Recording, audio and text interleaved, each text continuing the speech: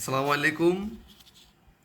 আজকে আমরা ক্লাস 4 এর গুরুত্বপূর্ণ একটি টপিক সেটা নিয়ে আলোচনা করব। চ্যাপ্টারটি হচ্ছে ইউনিট 4 মিতাস ডেইজ। আমরা এখন সেটা ট্রান্সলেট করে দেখাবো।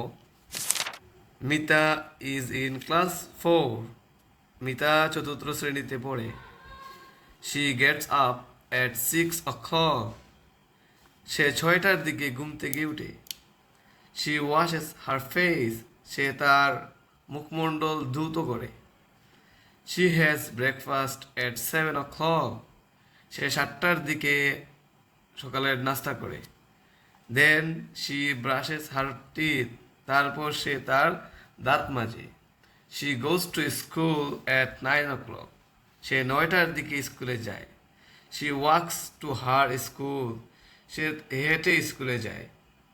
She visits her grandmother at 3 o'clock।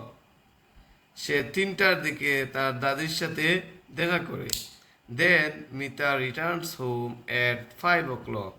তারপর মিতা 5টার দিকে বাড়ি ফিরে আসে। Thank you. আসসালামু আলাইকুম।